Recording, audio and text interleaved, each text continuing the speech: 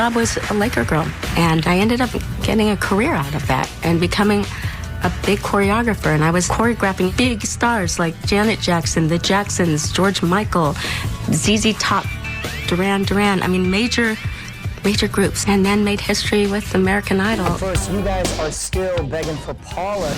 I mean, how talented she is. She's sold over 60 million albums. She's a dance guru. Award-winning choreographer and top-selling recording Paula artist. is herself a powerful brand, and as you're about to see, that brand is expanding. She is someone who will always work. Solidified her status as an international superstar.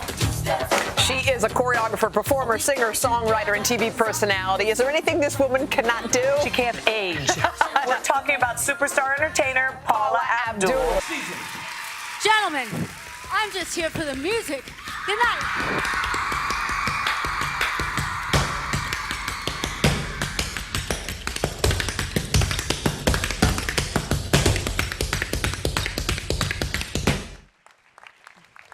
Night, everybody.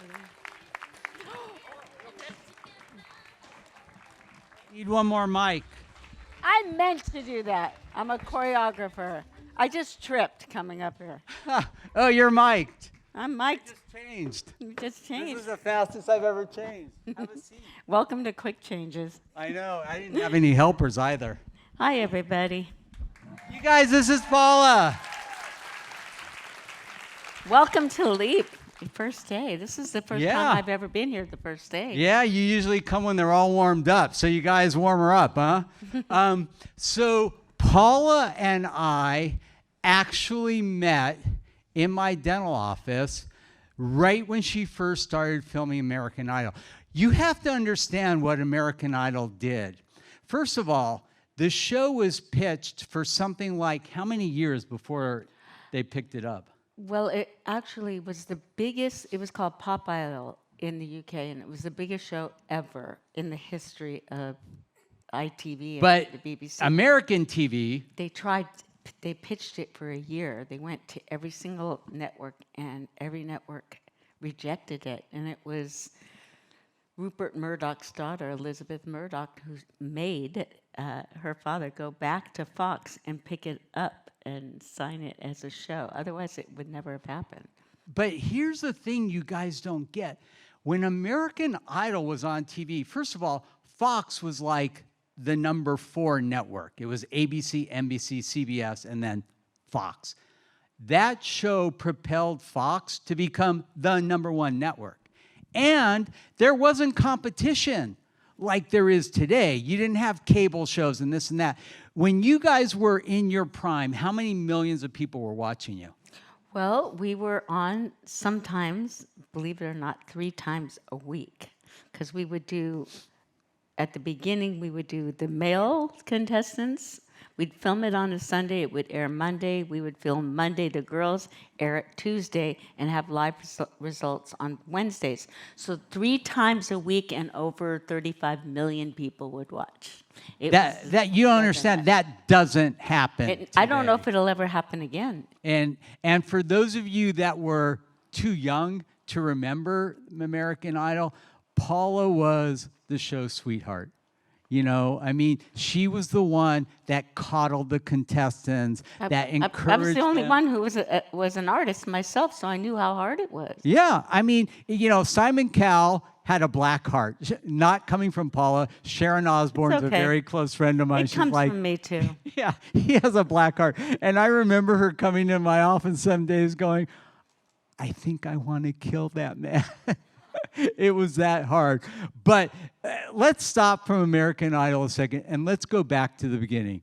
You're 18 years old, right? 17 and a half. By the way, I lied about my age to become a Laker girl because you had to be 18. I was 17 and a half, but I knew I'd be turning 18 while I was a Laker girl if I became one. So it wasn't a big deal. And this is before computers, so they couldn't bust you, right? So I'm going to have Paula tell you how the auditions went because, you know, here's the thing. We see celebrities and we think, oh, they've had such an easy life. Oh, everything went... I'm telling you, the most successful people I know work like dogs to make stuff happen. and they don't take no for an answer, and they don't fail. And I'm going to have her tell you about her audition for the Laker Girls, because this is really what was the springboard to her entire career. Well, it starts, and I came in and I was listening to a little bit of you speaking and seeing the signs, and it's like under promise, over deliver. When you go big, and things like that. My dad, when I was 8-ish, 8.5, I always said, at 4 years old, I knew I was going to become an entertainer because I got to see my very first MGM musical with this amazing dancer, singer named Gene Kelly. And at 4 years old, I kind of edged my way up to the TV, and I kissed the TV set, and I said, this is my dad. And my father said, no, I'm your father, but he can be your TV dad. And I remember at 4 years old, I knew that I wanted. I said, this is what I'm going to do. Years later, when I'm in like 8.5 years old, I kept saying to my dad, one day, Dad, I'm going to make it big, and I'm going to be a singer and a dancer and a director and you name it. And he said, you know, honey, this business is very difficult. You're going to get a lot of rejection, which I didn't know what rejection was. I'm 8.5 years old, which further goes on to tell you that my dad had no problem with just saying words. He said, listen, people are going to say no. They're going to say no to you. But it doesn't matter. Just remember this one thing. No is the beginning of a negotiation. And he taught me what that meant, and I carried that with me for the rest of my life. So when I went to audition to be a Laker girl, I was teaching dance and cheerleading camps at the time, right from high school. And, you know, I tripped coming up here, but I'm a very vertically challenged human being. I'm 5 foot nothing. And I remember 4 other girls from my dance and cheerleading camps came up to me, beautiful girls, very tall, legs for days, blonde, blue eyes, and they came really tall, like 5'8" was short for most of my girlfriends. And they said, hey, Paula, do you want to go with us to try out to be a Laker girl? I'm standing, by the way. I said, no, I don't look like you guys. They go, so what? You're really good. Come on, try out with us. And I went, I don't fit the mold. I'm not one. I don't look like you. I'm not a cheerleader. I don't even know what a Laker girl is. And the answer is no. And they convinced me, what do you have to lose? And when someone challenges me with, what do you have to lose? I started thinking, and I thought, well, what the heck do I have to lose? And I figured, okay, I'll go down. And we all carpooled. And at the time, it was at the Forum, which is now what? What's it called now? It's still the Forum. It just isn't a big deal. It's the Kia. Was it? I don't know. It's not Nokia. It's not Nokia, but it might be the Kia. Thank you. It's Kia Thank Forum? you. Okay, all right. Okay, you're right. I saw Harry Styles there. Okay. That was a tough ticket to get, too. Not if you do his teeth, though. Do you? Oh, I can't confirm or deny. Anyway, so we all went down to the Forum, and I got my number, and so did my 4 girlfriends, and I was number 742, and they would line up 100 girls at a time, and I remember it was our turn, and I was the only girl, by the way, in the carpool to bring a bag, my own dance bag. I noticed that the other girls didn't have that, and I remember we all lined up, and I'm on my, well, you could see I'm short, I told you. But I was on my toes, and I was like, with my number. And they started calling numbers forward. And I saw 2 of my girlfriends, they got called, and I was like, and I'm on my toes still doing this, and I heard number 742, and I stepped forward, and I was so excited. And then I heard, all right, if we called your number, we need to thin the herd. Thanks for coming down. Why don't you try out next season? And I remember walking off going, I can't believe I didn't get to dance. I can't believe I didn't get to dance. And two of the other girls that got called forward, they got cut too. So all of us were cut. We're walking off, and I literally went to the restroom, which was my office. And I sat in the stall, And I prayed to God, I'm going to change my clothes. I'm going to be bold and daring. I took off my leotard tights. I put on a new pair. This time I put my hair in a ponytail, got a new number, and I entered as my middle name, Julie, and I spelled my last name Appal, Apple, with an A. Good thing I'm telling you this because I went out there with a different number. The two girls that got cut with me saw me getting ready to go back out to the forum. They're going, I can't believe you're doing this. This is totally unfair. It is not right. And they were pissed at me. And I went, there's no rules. I mean, so I ran out there, and this time I ran in between the two other girls that were left, and now they're like this. I can't believe you're doing this, Paula. This is totally against the rules. The same thing as I heard out there, and I went, there are no rules. And then the music started, and I got to dance, and the three of us got cut. So now all the girls I went and carpooled with, we were all cut. And I wasn't very happy. The two girls, they were okay. They weren't thrilled, but now I just ran out, and the two girls that were before, they were still pissed off at me for changing my clothes.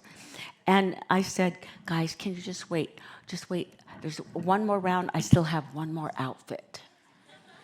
And they told me, no, go take a taxi or a bus home.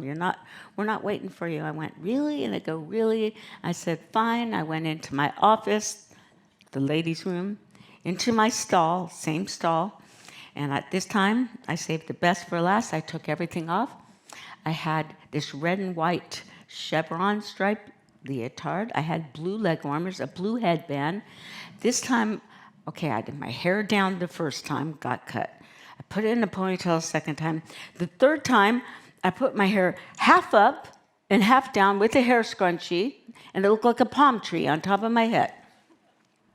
I entered as P, my first initial, J, my middle initial for Julie, and this time I spelled it Apple the normal way, A-P-P-L-E, with a different number. And as soon as I was walking out of the bathroom, I heard the voice from God, all right, back half of the arena, come front, go to the back, and I ran right to the front center, and I got to dance.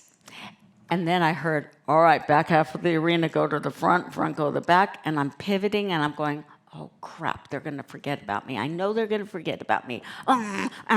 Okay, I said I'd be bold and daring, and I just turned around, weaved my way, ran back to the center in the middle, and I danced.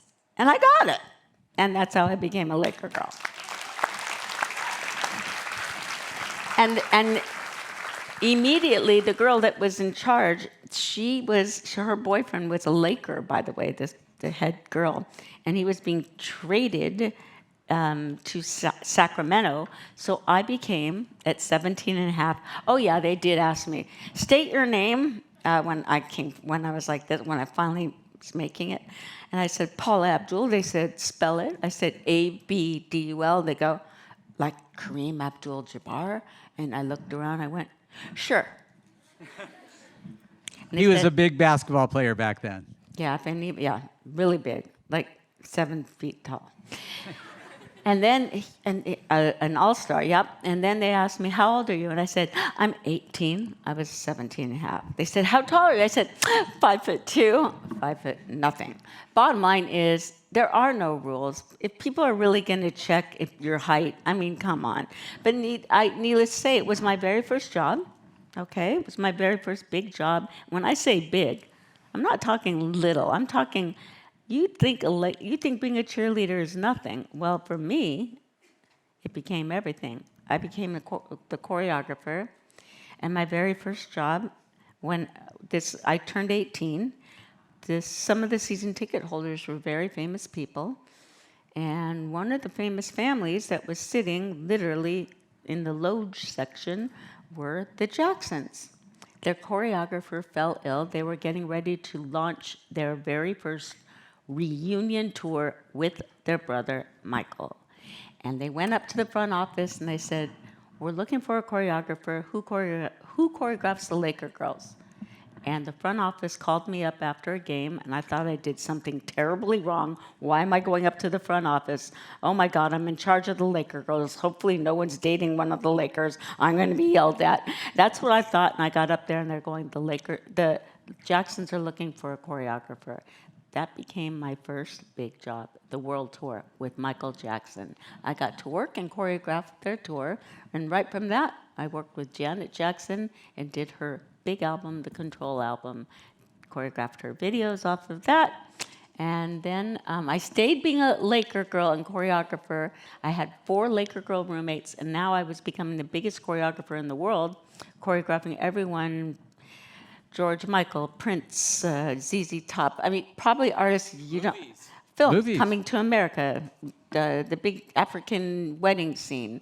That was me. And so many, I was choreographing films, TV, I won Emmys, all when I was turning 20 and 20 into my early 20s. And I went on to have a stellar career as a choreographer. I stayed being a Laker girl. I didn't tell the rest of the Laker girls or anyone that I secretly was being signed to a record label.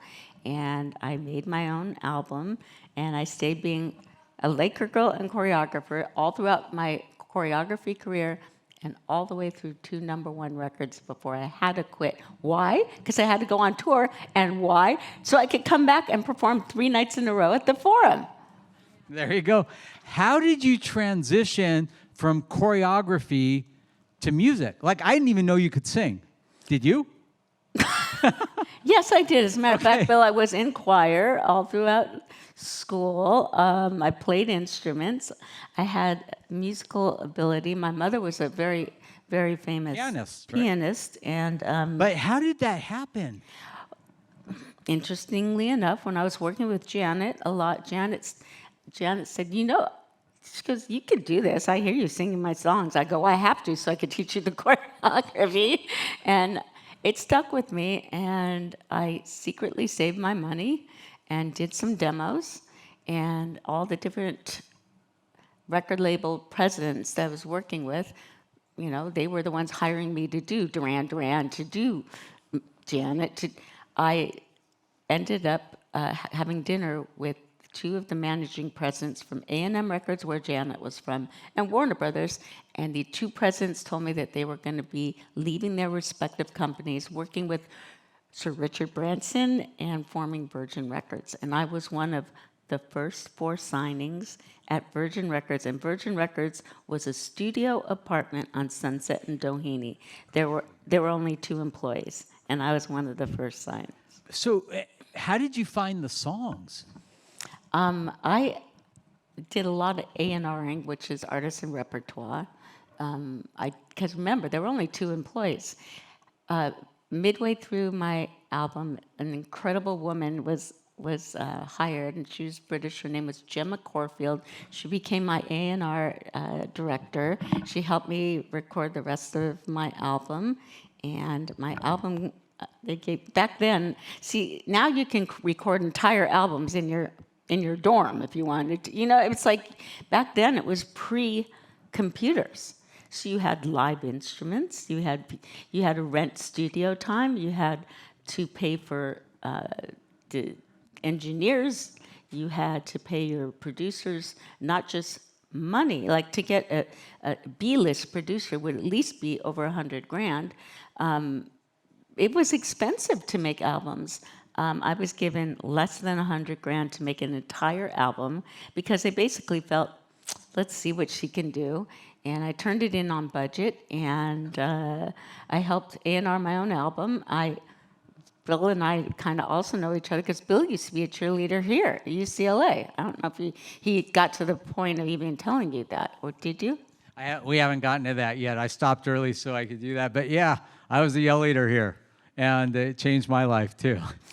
Well, so, I mean, needless to say, I used to work at dance and cheerleading camps, and I had recorded my album. Nobody was buying my record at first. I was selling, during lunch break, I was selling my album, my back then CDs and cassette singles, and swag, T-shirts with my picture on it. And I sold almost 250,000 units myself at the dance and cheerleading camps, so it forced my album to go on the Billboard charts with no marketing, no advertisement. That's amazing. That's amazing. You were one of the first influencers. Yes, and I was also one of the first fainting goats. Non sequitur. Nothing makes sense from being that to that. But I was born, just so you guys know, another thing, no one can ever tell you you can't do anything. I was born almost 3 months premature, weighed 2.8 pounds, a broken windpipe, and a mass for lungs. I had turned in hips, terrible hip dysplasia. With dance, you need to have turned out hips. My hips were turned in. I didn't even have lung control. So my first 3 years of my life, mainly as a baby, you know, what's the first thing a baby does when they wake up? They start going to cry. That inhale would make me faint. So I was always fainted. So I say I'm the very first fainting goat. And even in school, if I was in PE class, we would have to do track and field. We had to do all the relay races. I would faint while I was running. I decided I wanted to play an instrument, a woodwind instrument. I fainted while I was playing the flute and became first chair flautist. So if anyone tells you you can't do anything, you tell them, watch me. That's all you have to say, watch me. So you have this huge career as a choreographer. Then you become a huge recording artist. Oh, and I stayed being a Laker girl and head choreographer through 2 #1 records, and then I had to leave. I told you guys. Right. That. Okay. And then things kind of got quiet for a little while, and then you get like a second chance. Well, things got quiet for a reason. I was the #1 pop star, outselling Madonna. And then I was in a 7-seater plane crash on my tour, on my big world tour. I was almost done with it. 30 minutes in the air, I was on a 7-seater jet. Climbed over luggage after going to the restroom. Before I could get to the seat, one of the engines blew up, the right wing caught fire, and we plummeted, and I wasn't in my seat. And I hit the top of my head, and I was passed out, woke up. We were in complete flames. The co-pilot did an emergency crash landing. I woke up in the hospital. I was going from St. Louis to Denver. I woke up in a hospital. Anyways, needless to say, I ended up having my whole C-spine. I had 15 cervical spinal surgeries. I was the biggest selling recording artist, and I went from that to barely being able to at all walk. I became paralyzed my whole right side, and I lost my entire career. I learned at that time, you could be the biggest thing in the world, biggest celebrity, outselling everybody. The second you are not able to make money for people, they drop you. Everyone dropped me. And I learned very quickly how you have to depend on yourself and never give up. And I was paralyzed, and I went through 7.5 years of traveling the world, getting 15 surgeries. I started rehabilitating. I lost my entire career and showed up 7.5 years later on a brand new TV show that everyone deemed to be the cheesiest show that will ruin the record industry, and it was called American Idol. And that was a whole third renaissance of my life, happened to become the biggest show in history. And but what was really crazy is that, you know, I almost lost a decade of fans because I disappeared. When it came back on American Idol, it became the biggest thing in the world, so I got new fans. So the young kids who grew up with me now are older, and they're parents now, and their kids. So, you know, it was the older brothers and sisters, aunts and uncles, parents and grandparents who all knew who I was, who all bought my albums, and now it was a brand new career path for me, which transcended. I mean, it was called the Death Star on TV because, like I said, I don't even know if there will ever be a TV show that changed the trajectory of so many people's lives like American Idol did. But the thing I think that's so incredible, Paula, is, you know, you may enter a career where you build and build and build and build and build. And some of you are going to get to the top of your career. Getting to the top is one thing. Staying there is a whole different ballgame. And in a world where, she actually was at the top of her career, recording artist, choreographer, and this and that and the other thing, you've said it before, like, I felt like I was walking around as damaged goods and people didn't believe in you anymore.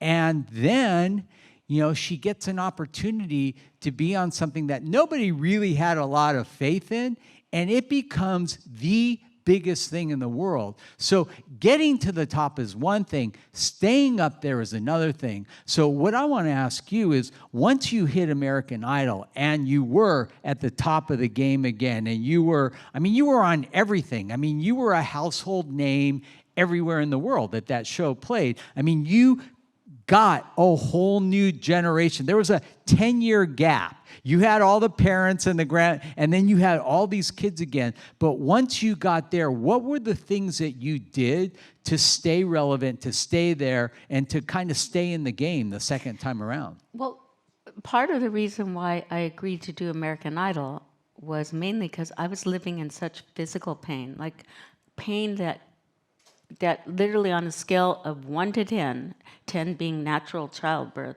the kind of pain that I was living in was even considered off the charts. I developed this thing called RSD, which stands for reflex sympathetic dystrophy. It's now called CPRS, chronic regional pain syndrome. It is awful, and it's like 11. And it's, you'll see commercials for shingles. Your body breaks out into these horrible, painful things. RSD would make my body, and it happens with trauma. I had spinal cord trauma. So I would break out into these lesions, and it would be the scariest thing, and it was debilitating. And then I'd have to be bedridden, and then, magically they'd disappear back into my skin. I needed something. I would pray for something that I could divert the energy away, my brain away from pain. Our brain is the biggest, strongest muscle in our entire body. And for me, I knew if I could just find a way to redefine a career. And that's the only reason why I took American Idol. I didn't know if the show was going to last 10 minutes on TV, let alone it's in its 20-some-odd season right now. But the only reason I took it was to try to divert my energy away from pain. And even on that show, I still was going through cervical spinal surgeries, just people didn't know. Of course, American Idol knew, but for me, it was not an easy show. I'm going to tell you right now, I've grown up where my family taught me gratitude is everything, and if you walk in gratitude, miracles can happen. And I'm living proof of that every step of the way of my career, with everything that's happened with me. Gratitude, please, if you learn anything, walk in gratitude. Watch what happens. Stay in gratitude. Watch what happens to all of your dreams, seriously. And that, for me, that's what kept me going on American Idol. I had a brand new whole new audience, and what's so cool is American Idol was so big, it played in 146 countries, and they'd play our version, the American version, in every country right before they played their own country's version. So the whole world knew who Paula was again, and that was a gift in itself. And you know what? It's like, I know I don't have much time to talk here. But the most important thing, don't be afraid to dream big. But the most important thing is, don't be afraid to fall on your butt. What's the worst thing that happens? You got to get up again. And that's what life is about, is getting up again and again and again, and not being afraid. What's the worst thing that happens to people? Oh, rejection. Remember, my dad said, no is the beginning of a negotiation. Take that with you. Change the no's to yeses. You can do it. Be mindful of people. Be present with people. Look in their eyes, ask them their names, ask them what they do. It takes no time out of your day to be present with someone, and you have no idea what that might mean to somebody in their most dire time that they're not even aware of. Continue to walk with an attitude of gratitude. Don't be afraid to try. You don't get it, try again. You don't get that, try it again. And don't be afraid to change the trajectory of the way you're trying it. If it's not working the first time to get the yes, shift it on its side. Shift it upside down. Try different ways. You guys are in charge of the way you want your life to go. And don't be afraid to keep trying different ways to make it. That's the biggest gift. That's what my family taught me. My dad, honey knows the beginning of a negotiation. That was a real big deal for me. I still carry that with me. And it doesn't matter, this is a gift where you are today. This whole week is a gift for you. Take everybody that's going to be speaking and sharing their stories. We all have stories. My story is my story. Your story is your story. Take that story and don't be afraid to change that story too. Do you know how sick and tired I am of talking about my story? I like to hear other people's stories, but I want to hear stories of courage. I want to hear stories of having that stick-to-itness. Don't give up. Do not give up. I don't believe that there are winners and losers. I believe that there are no losers, just people who gave up a little bit too early. Just remember that. They gave up a little bit too early. Hang in there. Change the trajectory of your life over and over again so you can keep on having businesses that build upon businesses that build upon businesses and live your wildest dreams. You can do it. Awesome. Thank you. Everybody on your feet. Let's give it up for Paula Abdul. Thank you. And have a wonderful week. And this man is doing incredible things. Walk with gratitude. Remind him of how great he is at what he does. You know what? Remind everyone. Turn to your friends and remind each other how great each and every one of you are. Okay? I love you. Yeah, and before you go, I just want to say a personal, Paula has been at every single leap. Paula's gone on the road and helped me raise money. She has given more than any other celebrity to this program. And Paula is going to be our new poof fairy. I'm a poof fairy. I've lived my whole life. When he said, will you be a poof fairy? I went, I pollinate all over. Get it? I pollinate all over the place. Love you. You too. All right, so here's what's going to happen. You guys, right behind me is the restroom. Paula's going to go here. I only want coaches and Paula and a few of my friends and family. Giorgio and Sebastian, help my father off of that so he doesn't fall, please, and bring them out this way. So coaches this way. You guys take a quick minute, 10-minute bathroom break, and we'll be right back in here.